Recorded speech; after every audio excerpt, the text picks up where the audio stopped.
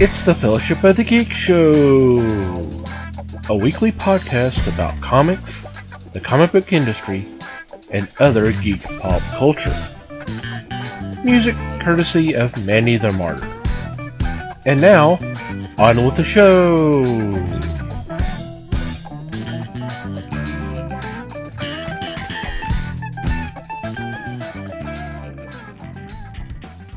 Hey everybody, it's the Fellowship of the Geeks podcast.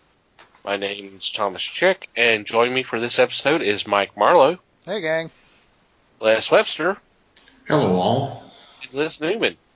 Hello everybody. How are you guys doing? Lovely. Doing great. Okra dokra. I don't know, guys, if you noticed, but Liz always says great. She's So the very rest consistent. of us yes. I am. The rest of us are going, I'm great. Thanks for asking. Yep. I'm Well- awesome. Well, we hear a slightly different story sometimes off mic, but anyway. Yeah. Yeah, I didn't think y'all wanted me to go off on puppy mills again, though. No, not really, no. Hope everybody out there is doing okay, and hope everyone had a nice Thanksgiving and season's greetings. I guess we'll go ahead and start saying that. Oh, I'm sorry, Mike. It's God. only going to be about a month, and then it's all over. Yep. Yeah. Well, I mean, we have friends who's already been celebrating Christmas since Halloween, so you know. Yes, we do. So I what's can't been going? Sorry. I can't do that.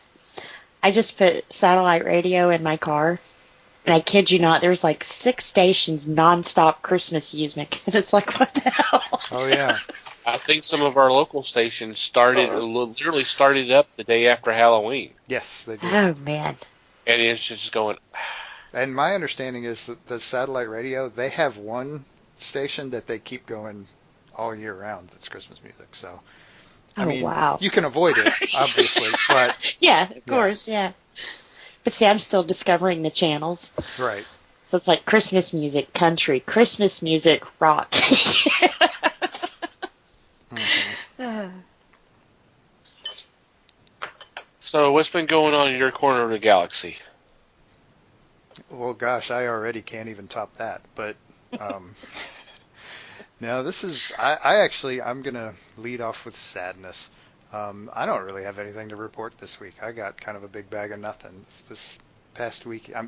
For one, I'm still reading an omnibus, so I mean, I'm still reading Hellboy because those books are huge, which is awesome. Don't get me wrong, but I also just haven't had much time to read this week, so. It's just been not a bad week, not an entirely crazy week, just a very busy one. So, Right. don't really have much to report. Okay. Now, obviously, Liz has been listening to Christmas music. Totally. No, I've been avoiding it. I like to celebrate my holidays in order, especially Thanksgiving when it's the time you're supposed to slow down and be thankful before you go kill everybody on Black Friday. Right. But yeah, now after Thanksgiving, the gloves are off. The white gloves that Santa wears, Mm-hmm. those gloves are off. Now mine would probably be more festive and pink and fluffy. Well, they started off white, and then with the blood and all that, then they become pink. Yeah, the Yes. blood from Black Friday, they kind of turn pink. Oh man, I'm glad my kids are grown and I don't have to stand in those lines anymore. I wait for the ones that are later in the day, but the hot toys, gotta get them. Hot toys and hot electronics. Yes. I will have to say, if you're shopping for a TV, now is the time to do it. They've got some Well, killer bills. if you're willing to punch somebody's grandmother, sure. Right. Well, see, I figured out a couple of years ago that I could do most of it online. And then it's like everybody caught on to that too. So we could get some good stuff and skip the line, you know. Mm-hmm.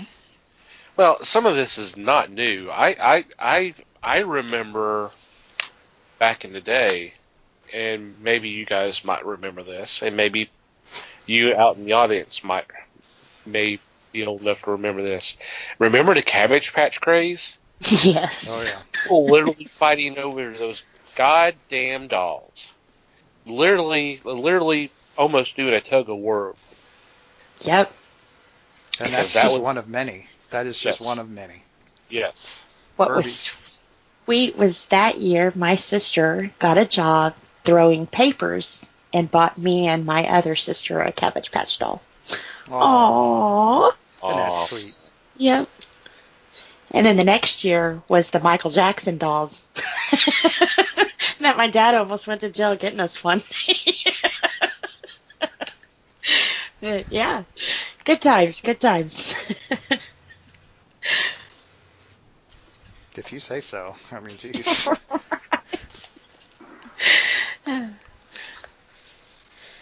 Boy, I got nothing to follow that up with. Why do you think I go first, man? You're the wise one. I know That's damn right. well I can't follow that. This weekend I went to a convention.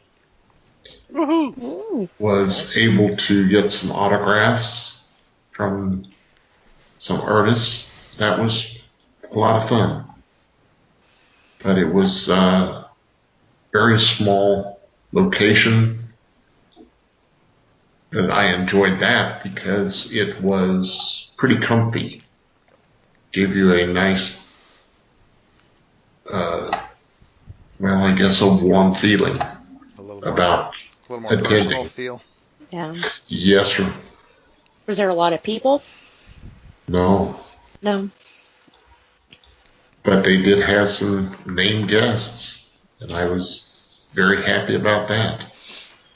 Who was your favorite autograph? Probably Frank Cho. Very cool. Cool. But they had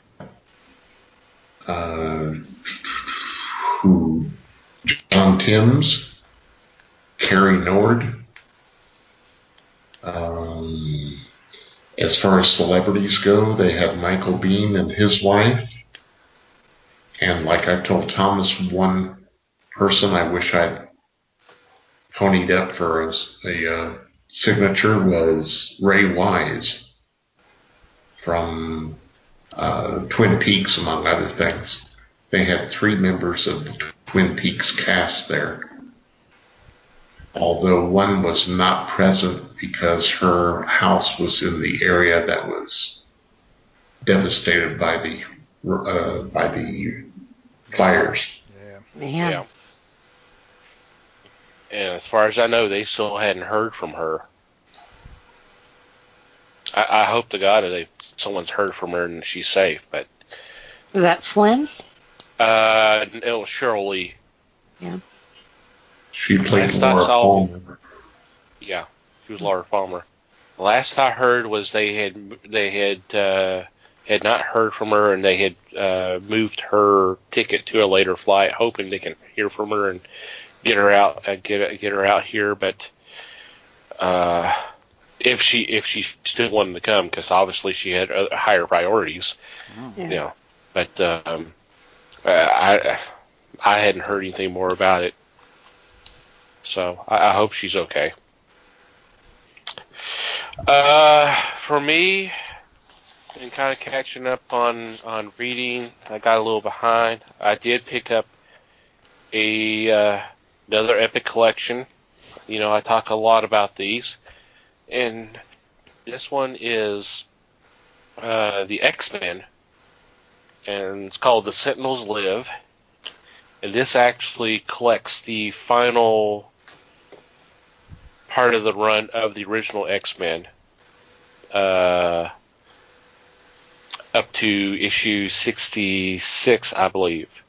and then there was some other material that was put together that were kind of backup stories. And one of them blew my mind. I did not realize what it was. That it was a backup tale starring Angel. I can't remember what book this was from, but it was written by Jerry Siegel. Oh, wow. It was one of the few. Yeah, it was one of the few Marvel stories he wrote. So I was like, I did not know that. I knew that he had kind of went around everywhere trying to do some writing, but I did not know that he had done anything for Marvel. So that was kind of cool. But most of this material was written by either Gary Friedrich or Roy Thomas, and then you've got art by Don Heck, and then there's the Storenko issues, and then ends up with Neil Adams. Some very beautiful art. It's a nice little collection. Some of it I have read before through other reprints or that kind of thing, but it's kind of nice to have the complete set and kind of enjoy all that. Cool. Alrighty. Before we get into this week's topic, we want to take a couple moments to thank Things from Another World for being a sponsor of the Fellowship. And they are currently running I guess what you might call a progressive sale. As of the time of this drops, items are going to be up to 70% off. If you want to check out more information, just go to our website, www.thefellowshipofthegeeks.net. Click on our sponsors tab, and you can see information about this current sale in addition to their evergreen deals. And while you're there, you'll see some links. Just click on the link or click on the image from Things from Another World. That takes you to their website. And take advantage of these deals. You know, hey, 70% off. Wow, that's a great deal. Mm-hmm. So you ought to take advantage of it. We already mentioned it. It's that time of year. Got to start thinking about the geek in your life, or think about yourself. Treat yourself to a Christmas gift. So, and thank you, Things from Another World, for being a sponsor of the Fellowship. Alrighty. For this week, we wanted to celebrate.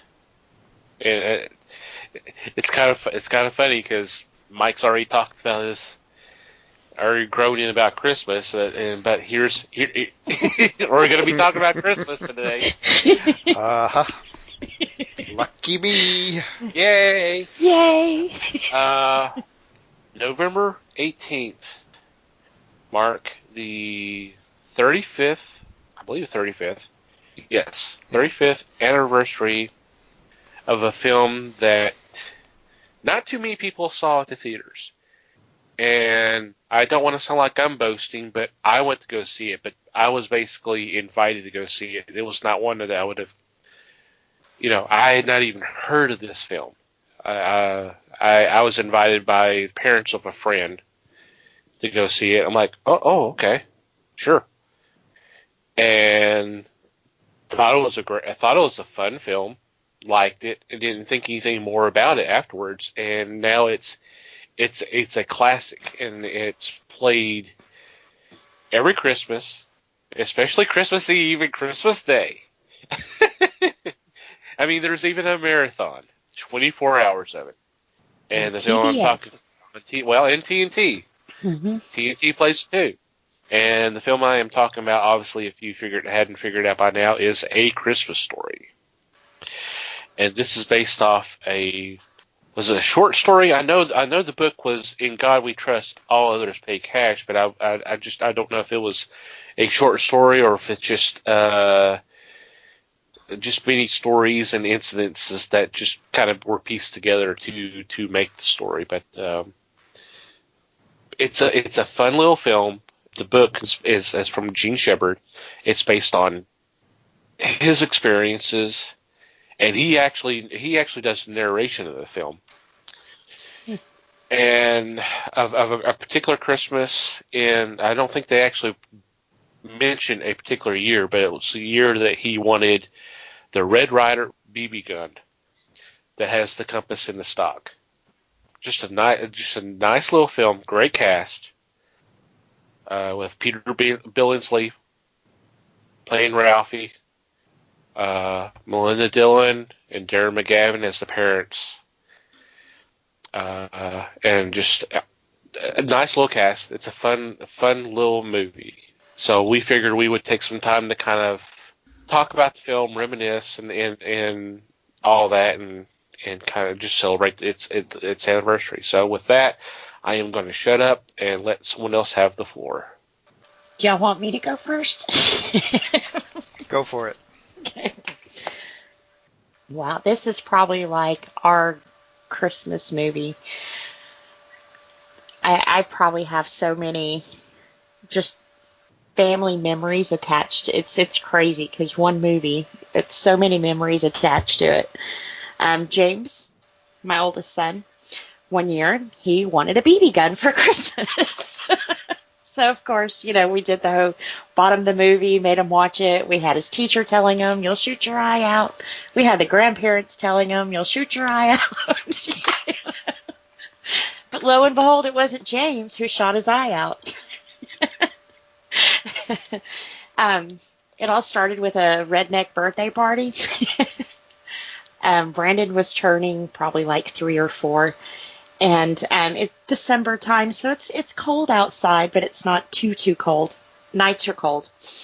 Well, my mom, who's probably a bigger animal lover than I am, saw this bird. And that's saying something, folks. Right. I get it from somewhere. Well, she sees this bird, and it's like a parakeet or something. We know it's somebody's pet. So she's like all but falling out of the kids' treehouse trying to get to it and everything else, and all but in tears because she's like, if we don't get it down, it's going to die. It's going to get too cold, and it's going to die. So Phil, being the non-animal lover that he is, he thinks like, they're delicious. What are you talking about? He says, well, if I got the BB gun, I could probably shoot the branch next to it. And, it would come out of the tree. It would move or something because, like I said, this bird's going to die in the tree. So all the kids, grandnieces, sons, everything. Yeah, this can't end badly, can it? Yeah. They're all, Uncle Phil, Uncle Phil, Uncle Phil, So he comes out with the little Red Ryder BB gun.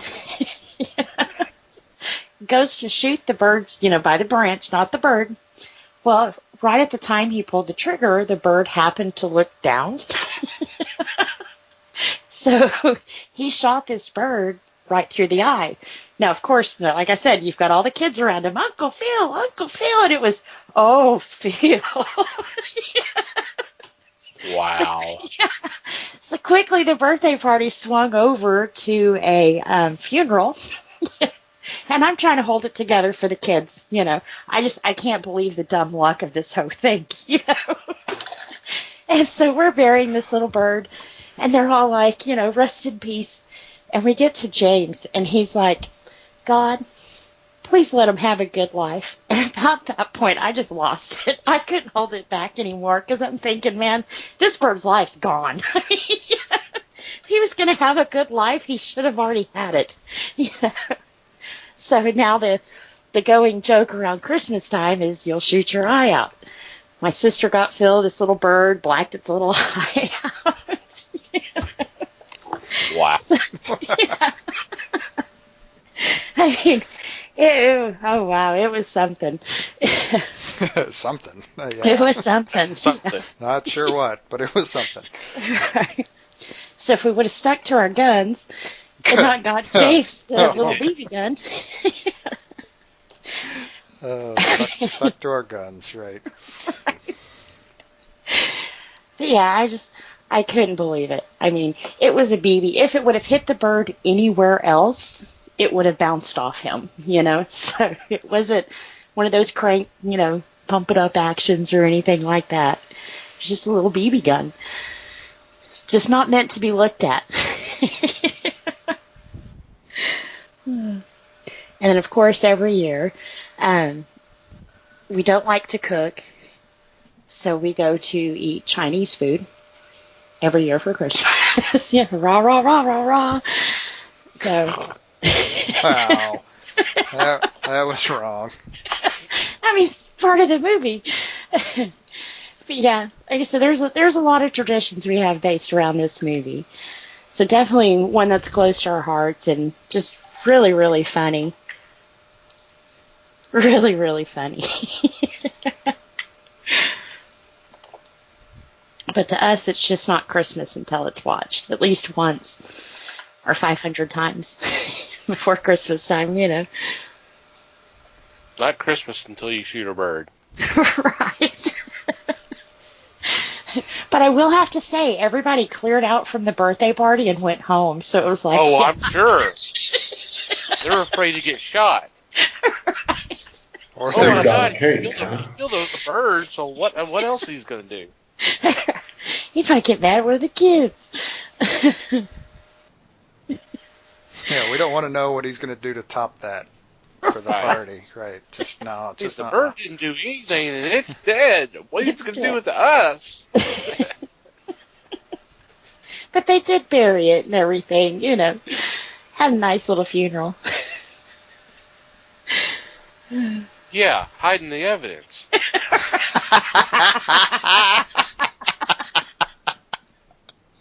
There's a life lesson for your birthday, kid. Tampering with a crime scene. Yeah. Bury it deep. I'm just glad I didn't hear about the bumpus dogs coming and ravaging the bird. I don't think she's finished yet, Les. Right. Oh, The story that's might not be possible, over. yeah.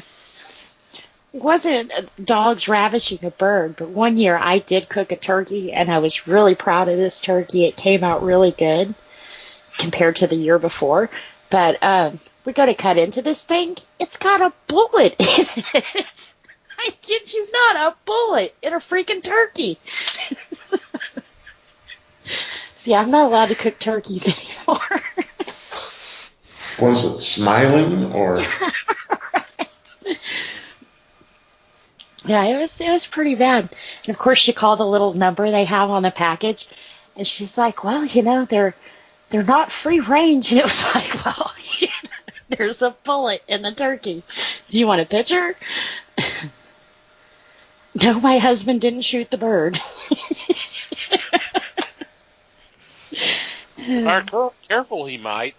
Right. It would have been through the eye, not the chest bone. That's probably the craziest thing we've had happen, though. A bullet in a turkey.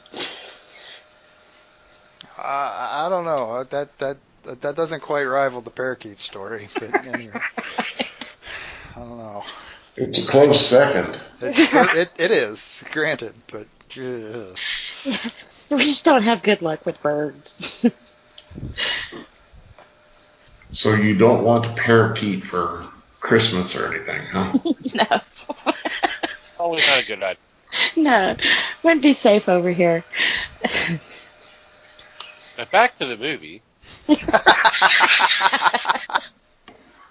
That was movie related. Yeah, if you're watching a Hitchcock or something. Right. Hey, he would have been the hero in The Birds. Yeah, but I can just see him stepping out with the pistols at on his hips and his cowboy hat pulled low over his eyes. Taking aim.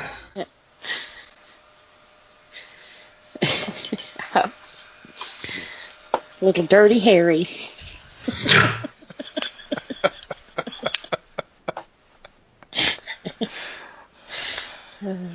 As far as this movie goes, I didn't like it.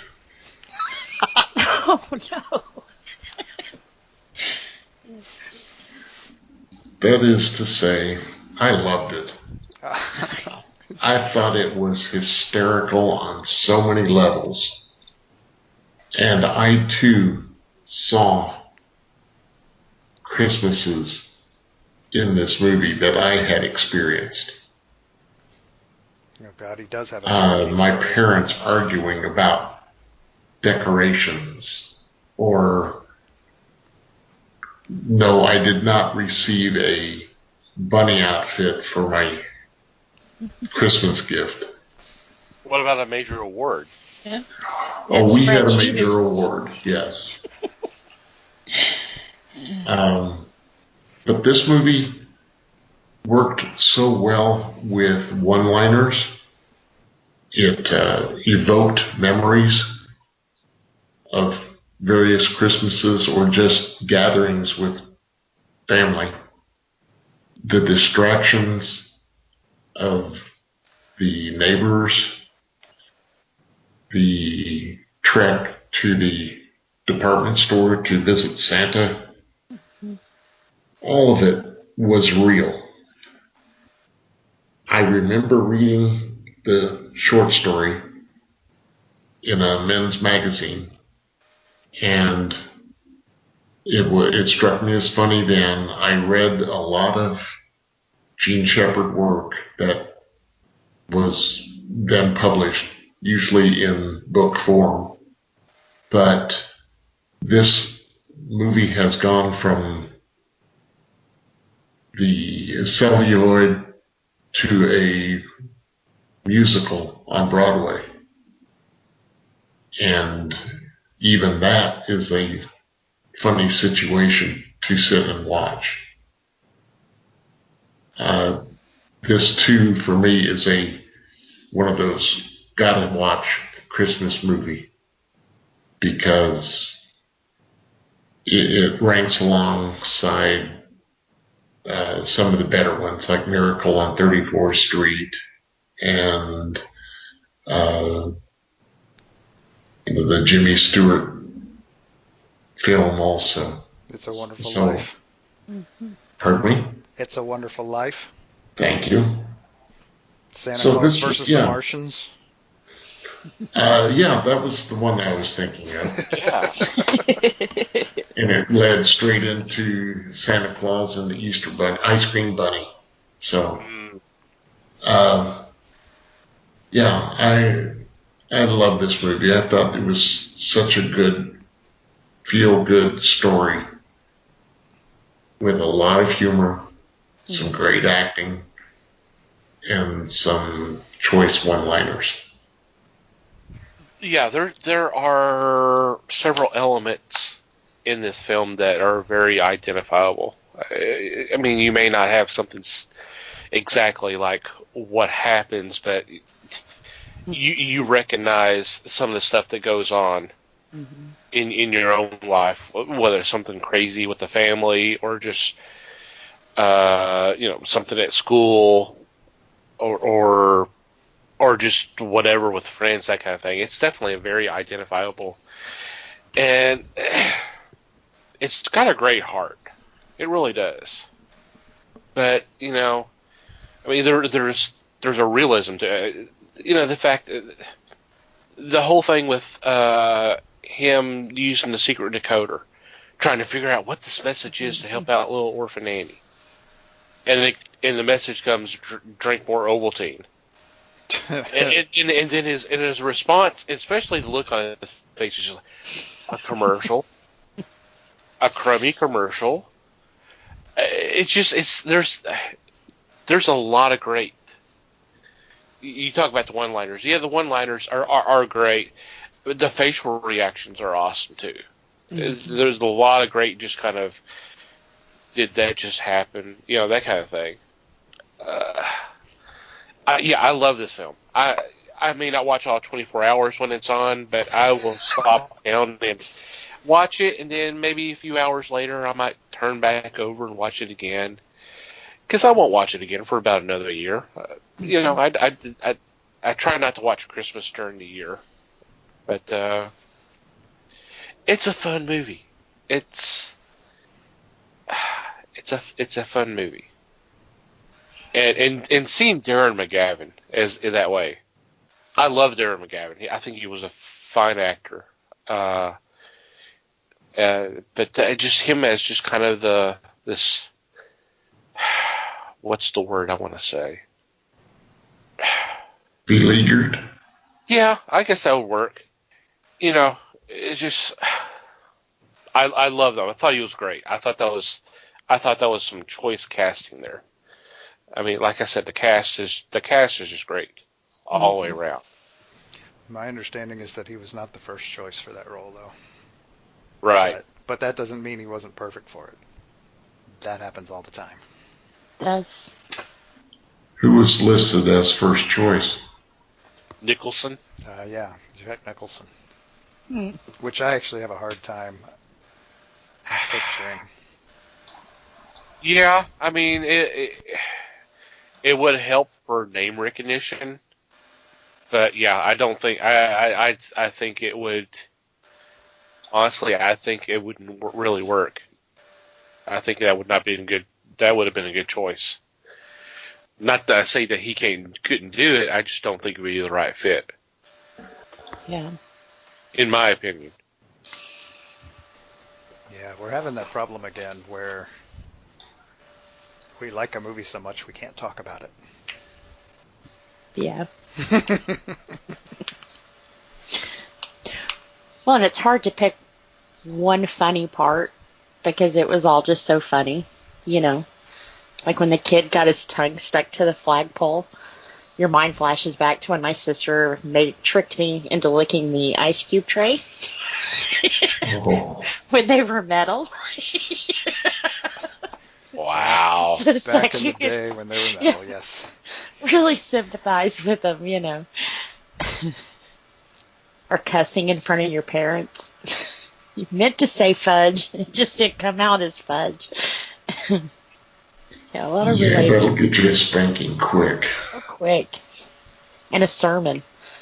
Oh, A lot yeah. of times I'd rather take the spanking than the sermon. You know, my dad was a preacher. So after 2 hours into it, you're like, God, just beat me, please. I'm sorry I disappointed you in God. Just beat me. Get it over with. Right. Where do we get to the penance part? Come on. Right. Just get this over with. Yeah. Just And I want to get my say, sentence reduced. I just want to say a few Hail Marys and be done with it. Come on. Time served. For any time you wanted to get in trouble, you wanted to make sure Mom was home and not Dad. She'd yell it was over. But I was the baby, so not for very long. I do want to point out that this was co-written and directed by Bob Clark, who at this time was kind of he had a few hits, mainly from the Porky's, because he had done the first two Porky films, and then followed up with this, which is so night and day.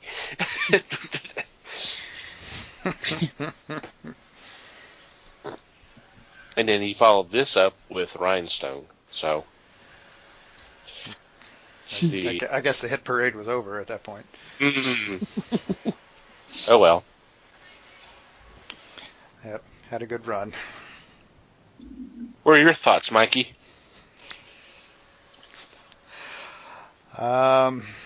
Well, to be honest, I've never watched this movie all the way through. Dope. Not surprisingly, given that it's a Christmas movie. I also have the additional bias against it that it is from the 80s. So, yeah, if I'm quiet, it's because I'm trying to let you guys sing its praises, because it has never interested me in the least, to be honest. Do you boycott the 80s? I do my best, yeah. I've been trying to block them out for decades now. It's just, yeah, I mean, I'm glad you guys like it.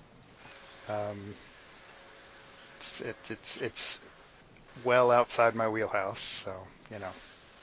Cool. So you're saying to you there was nothing redeeming about it? Was there nothing in it that made you actually take notice of it? No, I'm saying I didn't watch it. Maybe if it would have had time travel?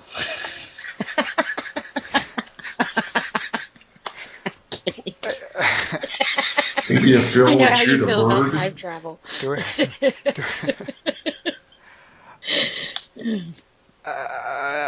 I could make a joke about the flashbacks, but I'm not going to because I actually don't have a problem with flashbacks. Flashbacks are fine. Just watched a movie today with flashbacks in it, and it was fine, no problem. Well, flashbacks are different than actual time travel. Right. Yeah. And it was Casablanca, so there's that. Good film. Mm. And to be fair, it's also Christmas Story is also one of those movies that I've heard so much positive stuff about that and this is a little bit of a cop out. I'm kind of afraid that it won't live up to the hype in my eyes because I mean of the strikes that I have against it. It's one of those I find it hard to believe it's as good as I've heard it is, and so I would be going into it with a really bad attitude probably. So Okay. it's one of those where I'm like, I'm just gonna let people like it and not rain on their parade. Right. Point out all the holes in it. Right. I don't want to do that. I don't want to be that guy. I don't want to be that guy, and it would be really easy for me to be. Unless it really is like the perfect movie, which hey, it could be. I don't know. I'm content to let y'all love this movie without. I think it's pissing one on of it. those that you really either really like it or you really, really don't like it. From Right, people I've talked to. Right, and I don't need to bring my bad attitude into it, so.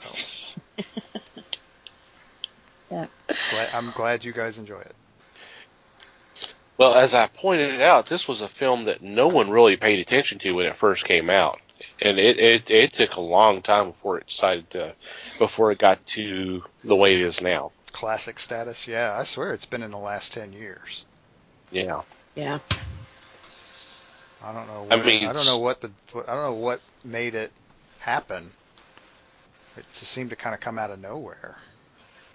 I think what may have happened is I don't know. Someone may have noticed what was going on. If it's being shown on a network and all of a sudden there's a nice spike of viewership, or the rental, DVD or VHS rentals or something. I don't know.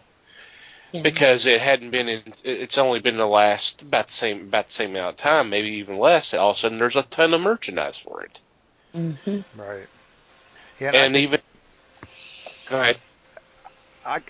You talk about that, and I kind of wonder because it really kind of was it kind of came out right at the beginning of the home video heyday. Mm-hmm. And so that may have had something to do with it. I mean, it came out on video in '84. That was the point at which everybody was starting to get VCRs. They were becoming they were really becoming kind of mainstream and kind of commonplace. And that could be a big factor in it.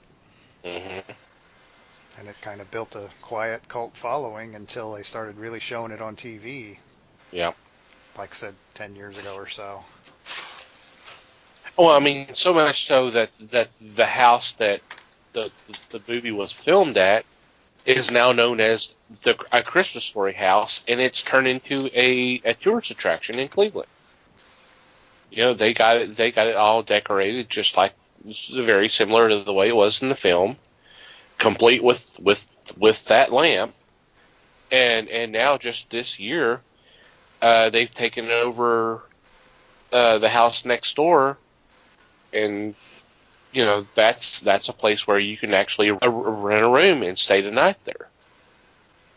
And so I mean, you can in the Christmas Story house too. It's just going to be very expensive, especially this time of year. I bet. I mean, I would assume it's going to be that way.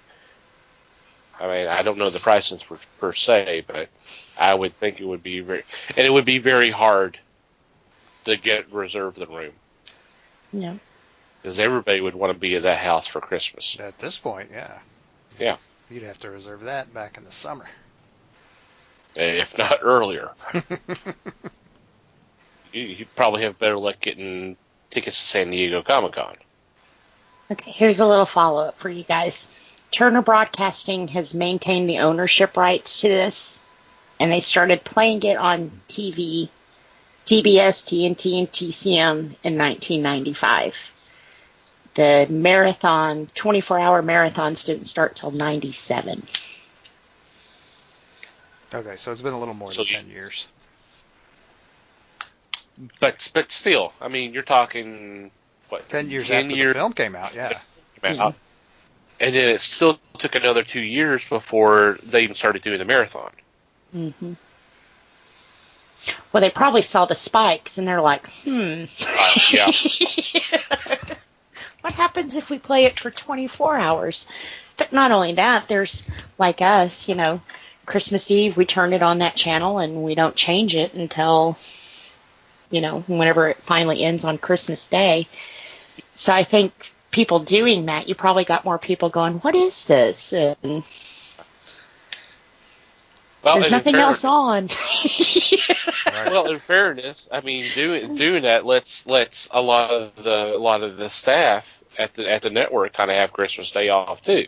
Mm-hmm. I mean, something kind of similar happens on some smaller stations. They do the whole showing the fireplace and then piping in Christmas music for the first couple hours or so. Yeah, the Yule log. Yeah, thank you. They'll do that for 2-3 hours, and then they'll go back to regular broadcasting. That way, staff can have some time with the family and that kind of thing. That's nice. What points in the movie then do you have for, let's see, a touching point and a funny point? To me, the touching point was when Ralph broke his glasses and his mother covered for him. Yep. Because that was part of my life. I had that happen. And my mother was kind enough to step in and deflect it. The funny part to me is when Ralph was in the line to see Santa and there was the kid behind him. That kid just cracks me up every time I see him. And that was part of my life too. Seeing that person behind me that just loves whatever's going on around him. Yep. Happy to be alive. Yeah. I definitely agree with you on the emotional, touching part. Mm-hmm. For me, I think I already mentioned it. The whole thing with him feverishly working on that code, thinking he's going to try to help out little orphan Annie, and he realized it's a commercial, and just the whole disillusionment. He just goes, "What the hell?" Yeah. And like I said, that look is priceless. You know how much Ovaltine I had to drink for that? Yeah, drink all the Ovaltine to get the secret decoder ring to tell them to drink more. To drink more. I think for me the funny part was when he went blind from the Lifebuoy soap. From washing his mouth out with Lifebuoy, yeah.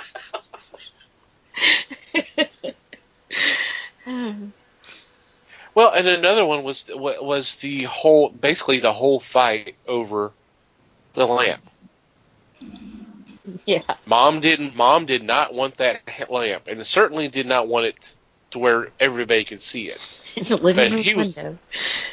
But he was so excited because it's a major award, and he's never won anything before, and it just... From France. It's fragile. I think that says fragile, dear.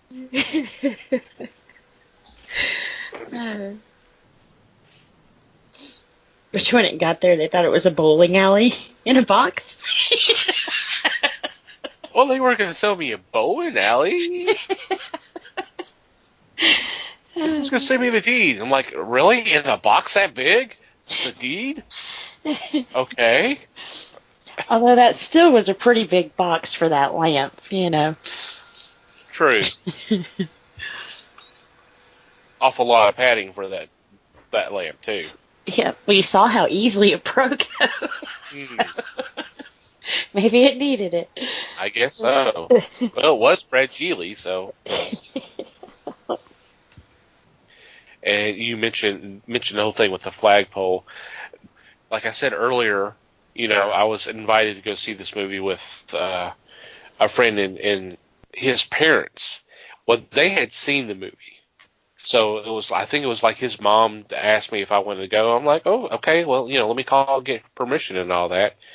And then she mentions to him about going to see the movie. And his response was, is that the one with the scene with the flagpole? And she's like, shh. And I'm like, Don't ruin it. What? Flagpole? And then, of course, when that scene came up, I'm like, oh, okay. That makes sense now. I understand. Yeah, I can see why you can remember that. Yeah, it's all fun and games till you can't put your tongue back in your mouth. That was Scott Schwartz. That played Flick. He was also in The Toy with Richard Pryor and Jackie Gleason. Yeah. Yeah. That's another good one. So there was a lot of good humor. And a lot of touching scenes, but I think we all happened to kind of gravitated to the same one because that was a nice scene with Melinda Dillon. Yeah. His little brother, Daddy's gonna kill Ralphie.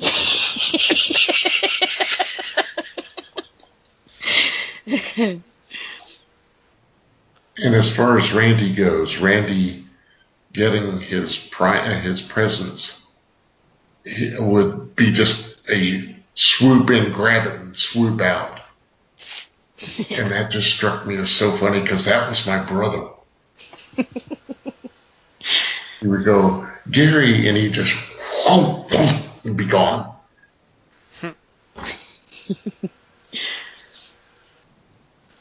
Yeah, I remember them running down the stairs. Oh, what's this one? Oh, this is mine. Oh, what's Yes. Yeah. This Socks one's mine. and throw them behind him. Right. What's this? This is hard. Oh, because it's a big blue ball. That's why. Thanks a lot. I saw one of those pink bunny suits at Walmart the other night. I asked Brandon, I said, you want one? You look like a deranged Easter bunny.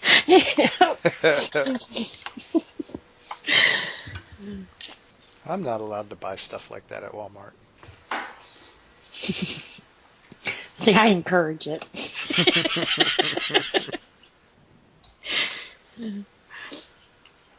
Of course, dealing with the bullies. I kind of identify that to a degree. Mm-hmm. Just snapping. Yeah.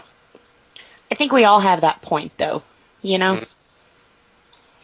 Where you can just get pushed and pushed and pushed for so long before you just finally say, fricker, fricker, fricker, fricker. You hear what he said? He's speaking another language.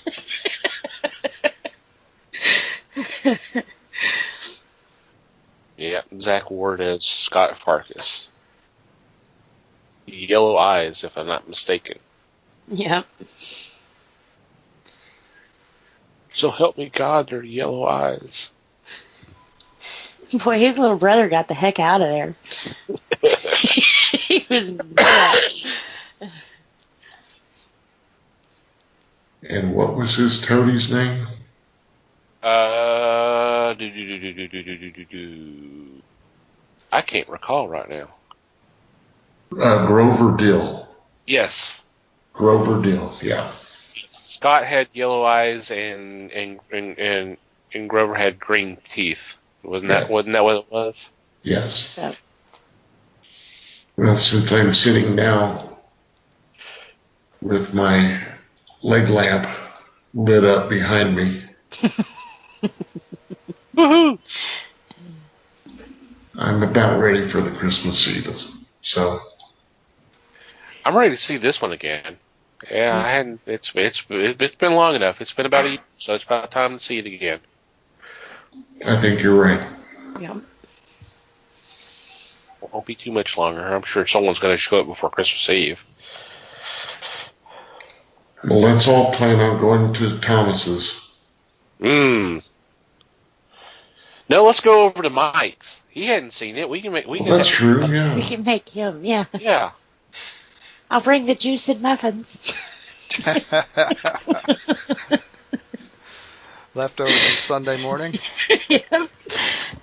Oh boy. Might be a little stale, Might be. Green stuff's just penicillin. I don't think that's how that works, really. That's what I always told my kids. Yeah, okay. I'm kidding. We went to the doctor's. Yeah, definitely a good one. Mm-hmm. I think the other one that kind of completes Christmas is National Lampoon's. It just kind of tops the list. I kind of prefer Home Alone there. Oh, really? Yeah. Because I can remember my father laughing his ass off. And that meant a lot. To get my father to laugh was a major accomplishment. Yeah. Yeah, I'm saying that. I hear that. And Mike can testify that it was very rare that my dad laughed. Yeah. Which didn't mean he didn't have a sense of humor. Oh no, he had a great sense of humor. Yes, But he was not a laugh out loud guy. he was not a laugh out loud guy. You might get a smirk and a chuckle, Oh, totally. but that's about it. Mm-hmm. All right. Well, any final thoughts before we wrap things up and take a break? No. I'm good. It's a really, really good movie. Mm-hmm. If some of us have watched it, yeah.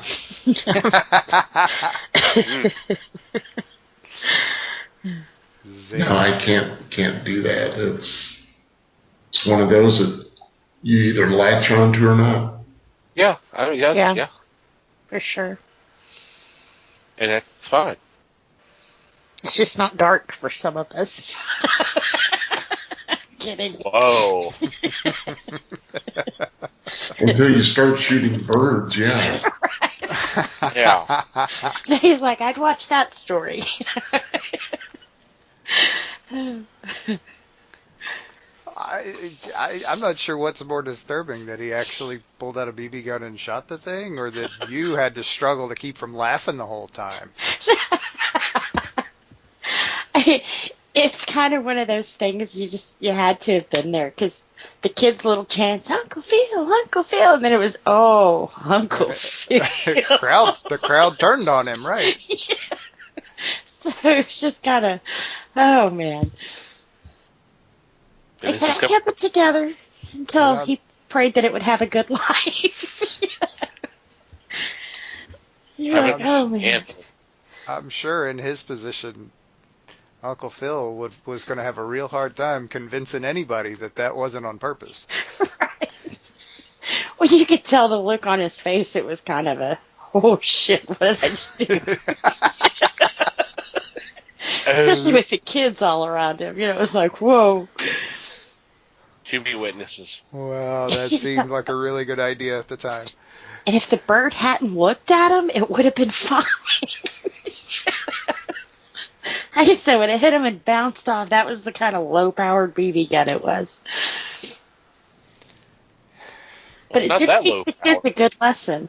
You gotta be careful even when you think they're toys. Yeah, curiosity killed the cat, or in this case, the parakeet. The bird. Oh, I hate back. Last thing that went through his mind was a BB. Oh, wow. Jeez. Now we're bordering on dark. Bordering? Bordering. I think we crossed on over, dude. We sailed into dark a ways back. A couple of minutes ago. We Wow. crossed on over. This is how we get our explicit rating, huh? We got. No, that's F-bombs, and we haven't had any in this one, so we're good. Well, Night's not over.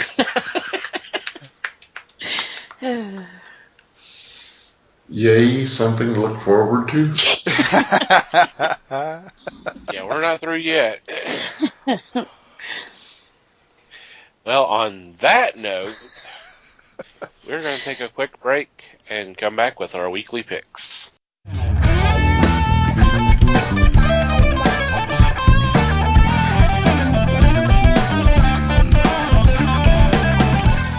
And we're back. It is time for our weekly picks. And this week I lead off. And for my first pick, I am going with Infinity Wars Iraq Knight #2 of 2. I really enjoyed the first issue.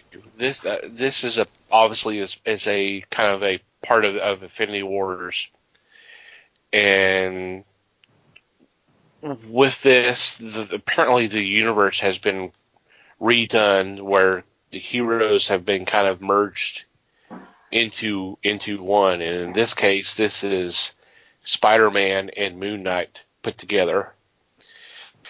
I really liked the first issue. I kind of liked where things were going, and like to see how this comes in. And it would be awesome if actually these characters, not only in this but some of the other what they call the Infinity Warps. It would be nice if they might do a little bit something more with them. Obviously, not. It doesn't have to be tied into the main universe, but maybe exist in their own universe and have some fun with it. I think it would be kind of cool. Neat. Yeah, I agree. On both items you say, I read the first issue and liked it, and hopefully this will live up to the sequel, or as a sequel. So, yeah, I'm going to look forward to this one too. Alrighty, List, you are next. All right. My first choice comes from Antarctic Press, and it's punchline #2. I read the first issue, liked it, and hopefully this will live up as a sequel. But the character is believable in this series, and because she gets to become a superhero, and in their write-up for this issue, she works on her quote trademark costumed hero landing unquote. So there is humor in this, yet there is a moral story to it too. It comes out in small bits, but it will become full for us in a future issue. But it's been good, the art's good, and the writing is tight. Cool. Very cool. Yep. Alrighty, Liz, you are next. All right. For my first pick, I'm doing one out of Boom Studios. It's the Mighty Morphin Power Rangers Soul of the Dragon. This one sounds like it's going to be a different kind of Power Ranger story. And I think if you're like me who had kids growing up watching the Power Rangers, this is the story you've been waiting for. Tommy's now old, which don't feel old. But Tommy's old and he has a son, and his son comes up missing. And so, kind of like his one last, I don't think he puts the suit back on, but one last kick butt moment. And he's got to go find his son. And they say that he'll work with some of his old allies and even some of his old enemies. So this should be a really good story. Like I said, I've always liked Tommy, and I've always liked that. Even now with the current run of Power Rangers, he's still involved with the show and either guest appearance or he's one of the teachers or, so I've always liked the kid. So this should be an interesting story. Or it's a trade, so. Well, I've always liked you too, so. Well, thank you.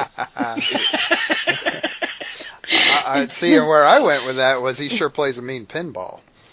But there's that too. That might be a little obscure. Yep. I remember the first time I met him. That's what I told him. I said, you're the kid that grew up in my house that I never met. Because we really did watch him grow into this person he is today. Alrighty, Mike. Okie dokie. My first pick is a Dark Horse book, and this is probably not going to come as much of a surprise. But I'm picking a Hellboy book. We are starting off a new little mini-series with Hellboy and the BPRD, 1956. This is issue 1. And this is the third or fourth of these now.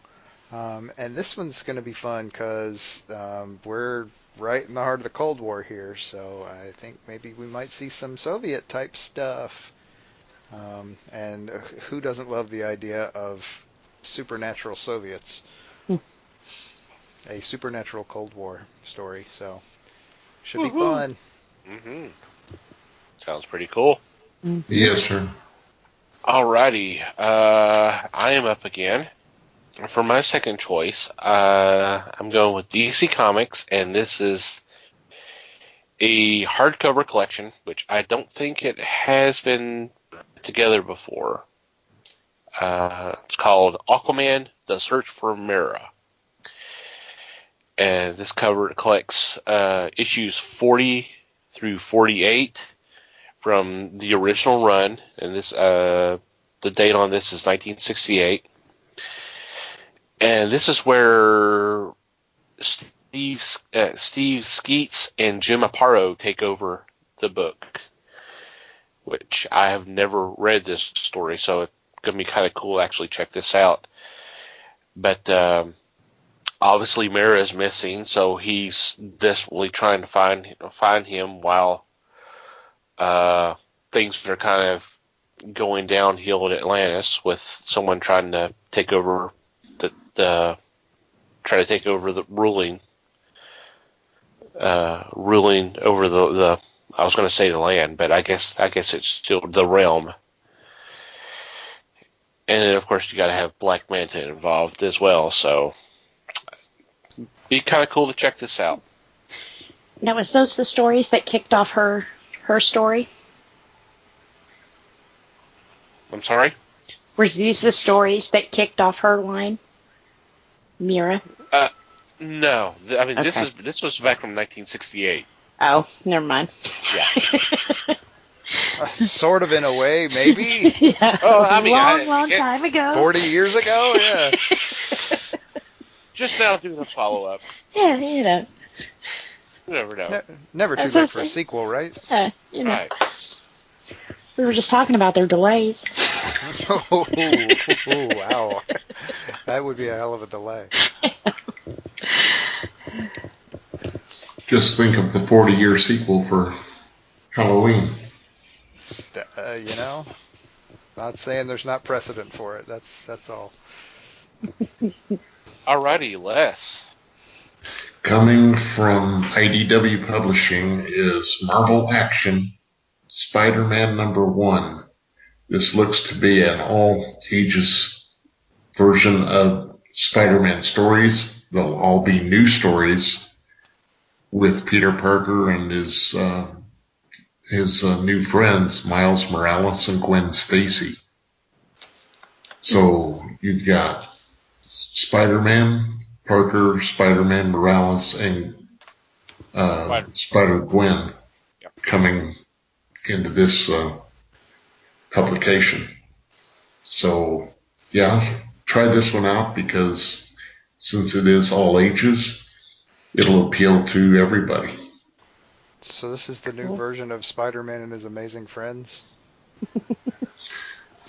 Yeah, essentially it is. Yeah, essentially. Except it's all Spider all the time. Is it based on the new Spider-Man cartoon, or do we know? Well, I'm sure there may be some residual from the upcoming movie, but I don't think there's really any kind of ties to anything. Okay. I think it's just, this is part of the agreement Marvel's done with IDW, where IDW is going to be doing some all ages titles because there's like an upcoming Avengers book as well. So we shall see. We should see how this works. It should definitely going to be interesting. Hopefully it will. Hopefully it'll appeal to that all ages group. Mm-hmm. Yeah. Alrighty, Liz. All right. My second pick is coming out of Acme Comics. They're rock and roll biographies. This is number 13. And this one will actually be about Tool, which, if you're not familiar with the band, you really should be. They were real dominant in the 90s. And I don't know, golly, it's been 10 years now since they've released an album, I believe. Unless they slipped one out here in this year that I didn't notice. But I've always liked this band because they were different. They had a very distinct sound, and none of their song titles matched their songs whatsoever. One of those kind of bands. But they were always interesting. It was always something different with all of the grunge thing that was happening during that time and stuff too, and so they really stood out. So I'm very excited to read this story. They should show us a little bit of the behind the scenes and maybe why they quit recording at their prime. These come out every once in a while. I looked back when I saw this one, and it's only like 2 or 3 a year. Like I said, I think they started 2015 and they're on 13. So catch this one if you can. It should be a really good story. It's a cool idea. Mm-hmm. Yes. They've done some really good bands too. Sounds interesting. Definitely should check that one out. Mm-hmm. Alrighty, Mikey. Okay, so my second pick is from Titan Comics. And this is a hardcover collection, which is called Dan Dare Complete Collection. This is Volume 1, The Venus Campaign. If you're not familiar with Dan Dare's been around for a long time, mostly in the UK, hence coming from Titan Comics. He was a character who was billed as the pilot of the future. He's like I said, since Volume 1 is called the Venus Campaign, clearly there's some interesting travels along the way, as in possibly visiting Venus, for example. This strikes me as a really cool idea, a really cool place to start, to pick up on a character, like I said, if you're not familiar. Should be some fun 50s sci-fi type stuff going on here, and it's a classic British comic that a lot of folks in the UK are familiar with or remember. So I think this will be an interesting one to check out. Nice. Very cool. And our honorable mention of the week is... And our honorable mention of the week, I get that one too. This is actually also a Titan Comics book. This is the trade for the the most recent Mike Hammer comic, which is the name of the story is The Night I Died. So Mickey Spillane's Mike Hammer. This was written by Max Allan Collins, who was kind of the guy who inherited the Mike Hammer stories from Mickey Spillane. He was kind of the hand-chosen successor. And this story is actually based on some notes that Mickey Spillane made at one point. And this book was timed. A lot of detail about this book, huh? This book was timed for Mickey to celebrate Mickey Spillane's 100th birthday. So I did take a look at the first issue of this. I did not get to see any of the others. So I'm really curious to see how this story goes.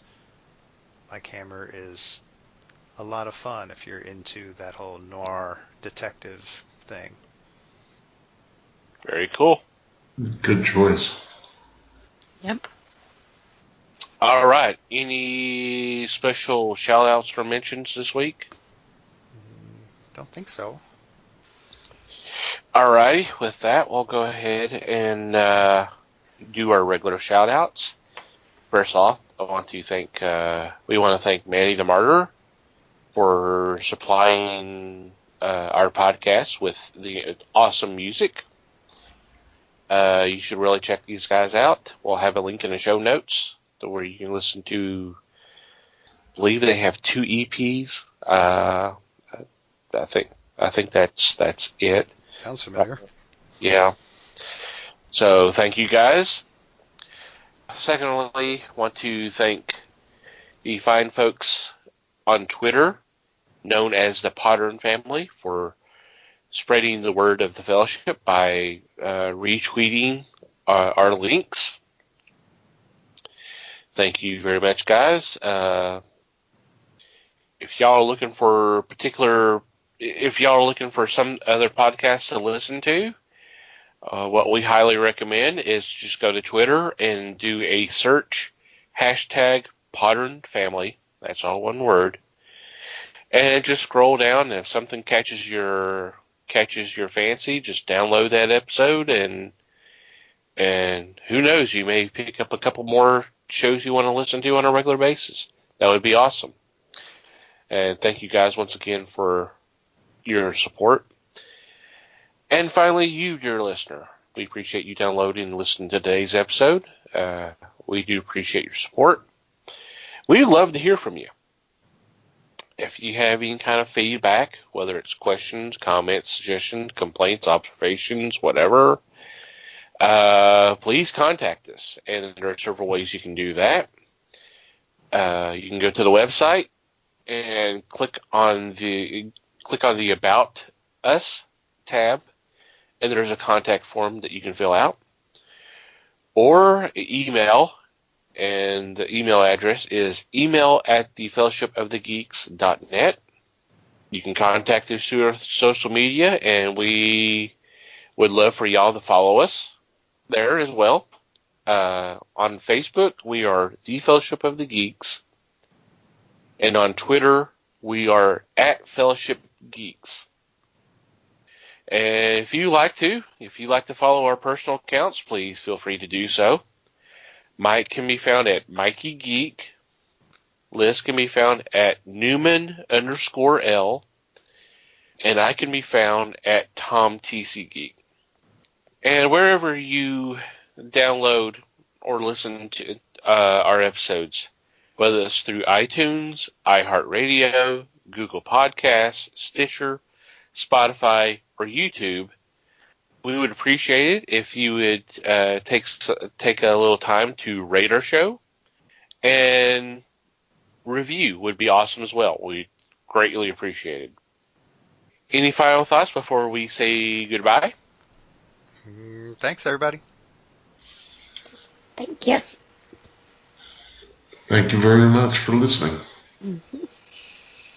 Thanks for listening, everyone. We appreciate your support. Hope you all have a good week. And until next time, read more comics and support your local stores.